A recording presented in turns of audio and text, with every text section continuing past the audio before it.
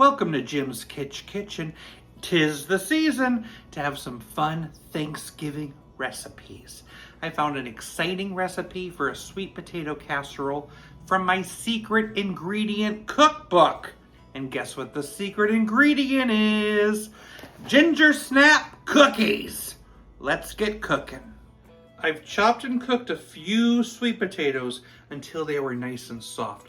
Now I got the golden ones instead of the red ones. It'll still work, it just won't be so vibrant.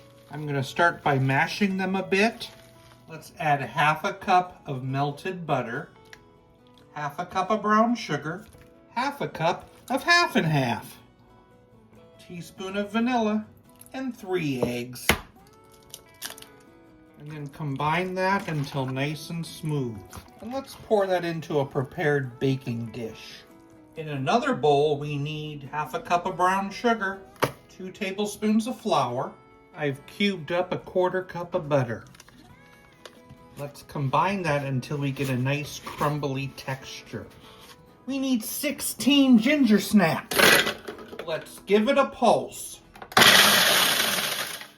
Let's stir in those ginger snaps and sprinkle over the top.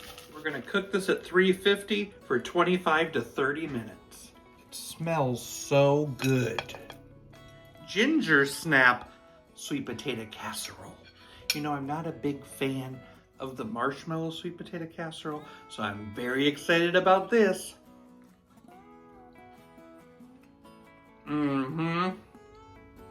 Those ginger snaps are to die for. Wow. So tasty, very sweet. It is delicious. I'll give it a 7.4 out of 10. I was gonna bring sweet potatoes to the Thanksgiving party, but I accidentally sat on them. Now I'm bringing squash.